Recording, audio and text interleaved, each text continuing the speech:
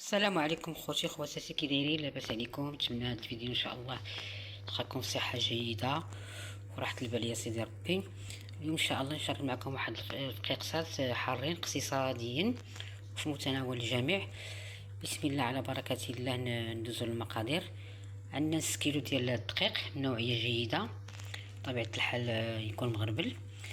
عندنا 2 معالق كبار ديال الزبده، عندنا معلقه كبيره ديال الموطارد، عندنا معلقه ونص ديال الابزار، الا عندكم الابزار البيض ديروه من الاحسن.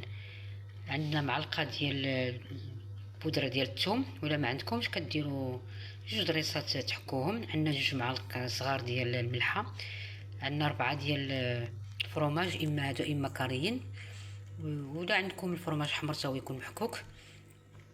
عندنا نص كاس ديال الزيت عاديه، عندنا 2 معالق ديال الخل، وعندنا معلقه صغيره ديال الخميره، اما هذه المعجونه ولا ما عندكمش معجونه كديروا الحبيبات اللي عندكم. وبالنسبه للمنسمات انا جديت الزيتون كحل، اما ديروا في الهاشوار غير ما طحنوش بزاف. درت معاه شويه ديال الزعتر وشويه ديال البودره ديال الثوم، غير شويه. ودرت عاوتاني مع مطيشه ديال الحك، زدت عليها الفلفله حلوه، زدت عليها الهريسه، زدت عليها الخرقوم البلدي. وبالنسبه لهاد المنسم درت الزيتون الخضر حتى هو طحنته، زدت عليه الاعشاب المنسمه ولا ما عندكمش ديروا المعدنوس. زدت عليه الملون، اللي بغا يدير الملون يديروا، اللي مبغاش يديروا ما يديروش. وشويه ديال البودره ديال الثوم. هادو هما المقادير اللي عندنا، ودابا ندوزو للطريقه ان شاء الله. سمحوا لي راه ما ذكرتش الماء. عندكم كاس ونص ديال الماء غير عادي. الا عندكم داك الخميره فوريه كديروا معلقه صغيره في نص كاس ديال الماء، والماء الاخر كتخلطوا به العجين صافي. ومن بعد شدينا داك المكونات كلها اللي فيهم 4 الفرماجات، معلقه صغيره ديال الخميره، 2 معالق كبار ديال الزبده كما ذكرنا لكم في المقادير، 2 معالق صغار ديال الخل، معلقه كبيره ديال الموطارد، نص كاس ديال الزيت. المهم داك المقادير كلها زدتها. دابا غادي نحركو مزيان هذا الطحين مع داك المكونات، تخلط مزيان. غير هي العجينه ما تكونش قاصحه بزاف وما تكونش خفيفه بزاف.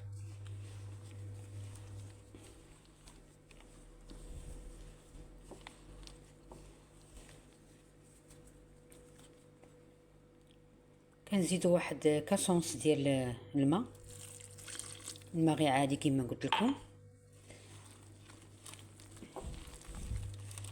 صافي كنبداو نحركو مزيان حتى كتخلط لنا جميع العناصر مع الطحين.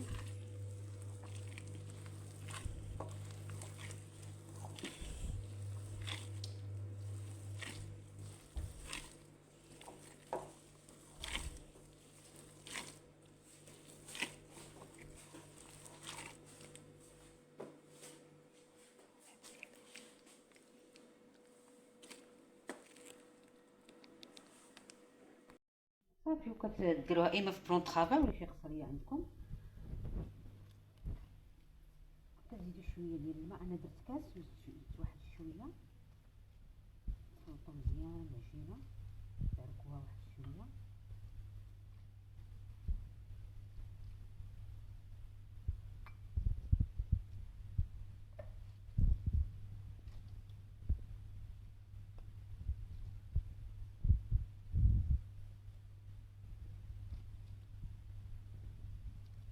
صافي كتبقاو تعركوها.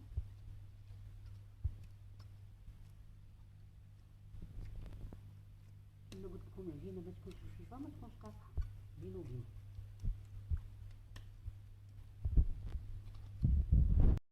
هانتوما من بعد منين عركنا العجينه ديالنا، شوفوا كيفاش كتجي رطبه. هانتوما المهم خوتي خواتاتي ما تنساوش تشاركوا معايا في القناه ديالي وتفعلوا الجرس، وكنشكركم بزاف على الدعم ديالكم وعلى الوقفه ديالكم معايا. اللهم تعالى يجازيكم بخير، يحفظ لكم وليداتكم، يحفظكم من شر الخلق يا ربي. صافي ومن بعد كنشدوا العجينه ديالنا كما كتشوفوا، كنقسموها على 3 حيت عندنا 3 ديال المنسمات. صدقوني الا احترمتوا المقادير وكل شيء غتجيكم وصفه هائله، راه ما نقص منها حتى شي حاجه، ما زدت فيها حتى شي حاجه، ومقادير بسيطه في متناول الجميع.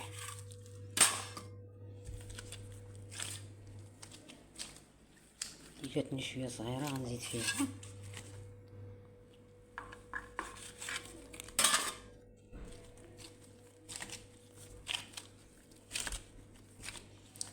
الفقيقسات راه كيصلحوا في المناسبات، تقدروا ديروهم غير في داركم هكا ليكم ولوليداتكم. في عاشوراء كيجيو زوينين منسمين وكيحمقوا. غير تبعوا المقادير وان شاء الله كلشي غادي يكون على خير وبخير. صافي كنشدو واحد العجينه، كنشدو هذاك الزيتون الكحل اللي نسمناه بالزعتر وشويه ديال البودره ديال الثوم، سنديروها في العجينه ديالنا كتشوفوا.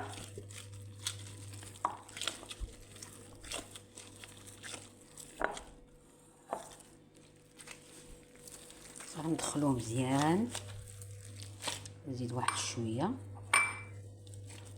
نتوما على حسب اللي متوفر عندكم ماشي مشكل. سمحوا لي راه ليغون ديالي مزيان.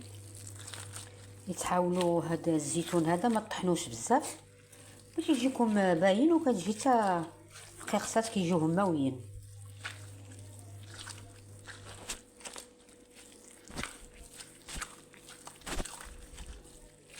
صافي حنا كندخلوه مزيان.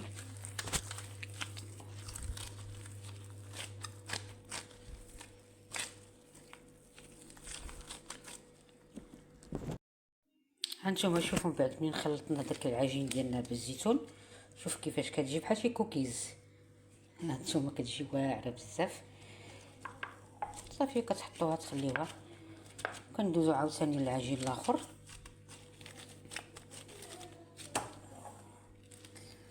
صافي كنزيدو فيه داك الخليط ديال الزيتون،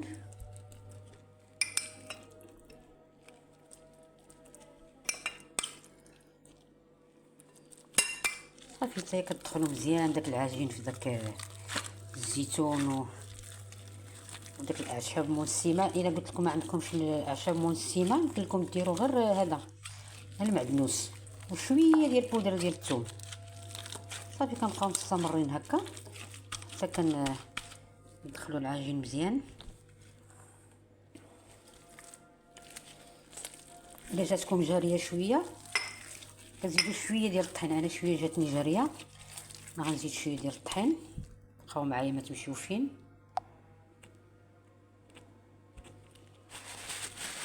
مع هاد ليكون هادو راه كيعصبوني في الخدمه.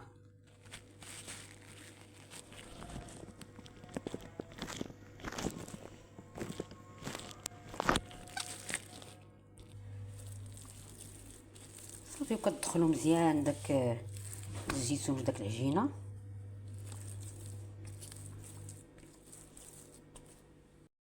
صافي ومن بعد من خلطنا داك الزيتون الخضر، هانتوما شوفوا كيفاش كيجي اللوين، راه غير مع الضو ما بانش بزاف اللون. صافي كنشدوه وكنحيدوه حتى هو كنخليوه على جنب. كنشدو عاوتاني الخليط الاخر، انا خدمت بيديا عرفتي ليكون كيعصبوني.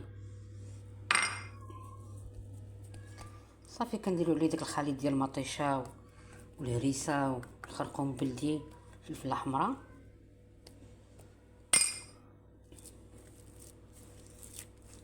صافي كنبقاو ندخلو مزيان داك العناصر كامله في العجينه.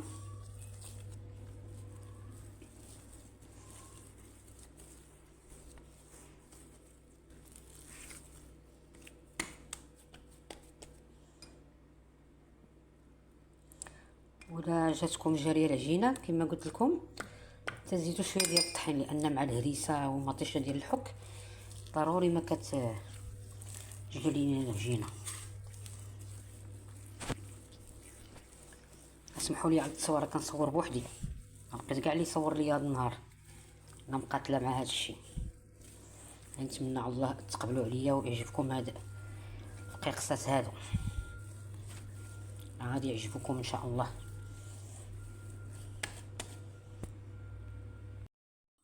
صافي كتبقاو تزيدو شويه في داك مطيشه اللي قلت لكم والفلفله حمراء والخرقوم حتى كيدخل مزيان في داك الطحين كيعطينا اللون. شفتوا اللون كي داير كيحمق، راه غير مع الاضاءه ما باينش مزيان. كما قلت لكم الا جاتكم العجينه جاريه كتضيفوا شويه ديال الطحين، لان مع مطيشه والهريسه وهذاك راه كتجري لنا شويه العجين، ولكن ماشي مشكل تجمعوه بشويه ديال الطحين باش ما تبقاش لكم متعذبكم في هذا، تكونوا كتصاوبوها.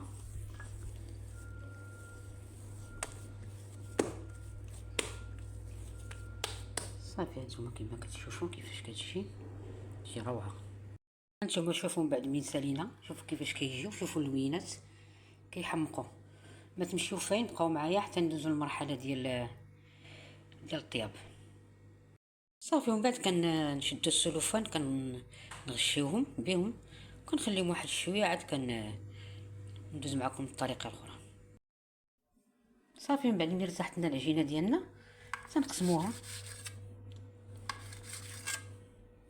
على 4 ديال المرصويات، ومن بعد كنشكلوهم حريبلات، ما يكونوش غلاط بزاف ما يكونوش رقاق بزاف.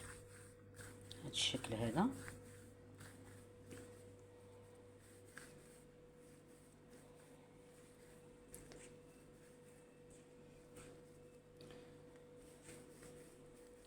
صافي ومن بعد كنديرهم في الطاوه اللي غتدخل لنا للفرن.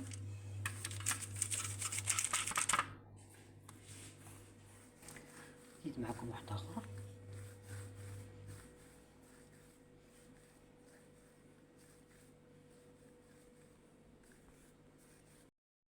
هانتوما من بعد منين درناهم ديبونا هكا، شوفوا كيفاش كيجيو. كنخليهم واحد شويه يرتاحوا ومن بعد عاد كندخلوهم الفران.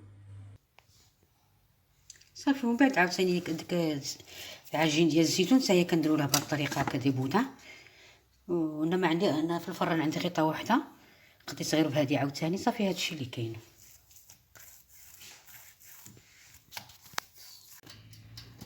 صافي ومن بعد كندخلوا للفران، ولكن الفران سخنوه قبل غير واحد شويه على 180 درجه، غير كيتصهد بحال الفقاس، بحال اللي كديروا الفقاس العادي.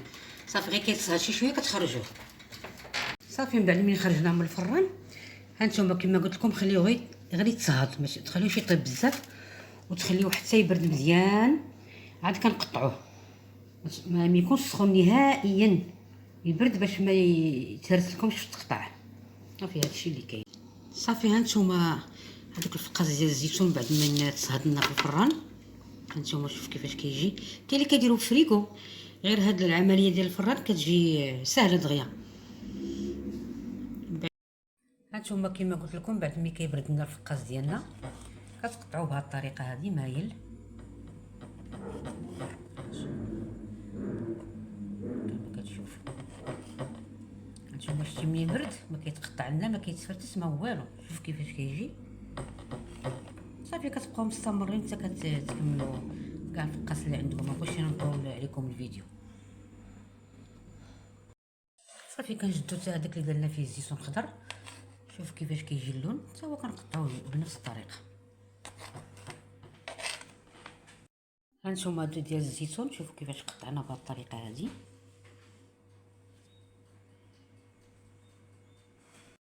صافي ومن بعد عاوتاني من قطعناه كما شفتوا تنردو الفران باش كيتحمر لينا. هانتوما قابلوا الفران باش ما كيتحرق ليكمش. هانتوما بالنسبه للطياب كتشدو كديروا من الفوق يطيب حتى يطيب مزيان ويتقرمل، ومن بعد كتنزلوه لتحت عاوتاني باش كيطيب من التحت. الشكل النهائي ديالو شوف كيفاش كيجي. غير انا فلتت ليا شويه يدي في الطياب، هو ما خصوش يجي نورمالمون هكا باش كيبقى في داك البنه ديالو، ولكن صدقوني كيجي هائل. انا نوريكم وحده باش كيجي مقرمش. هانتوما سمعوا التقرميشه شتي. يلا الى عجبكم هذا الفيديو ما تنساوش تبارطاجيو مع الاحباب والاصدقاء باش تعم الفائده، وتفعلوا الجرس باش يوصلكم كل جديد. وان شاء الله نتلاقاو في فيديو مقبل ان شاء الله، وبالصحه والراحه. مع السلامه.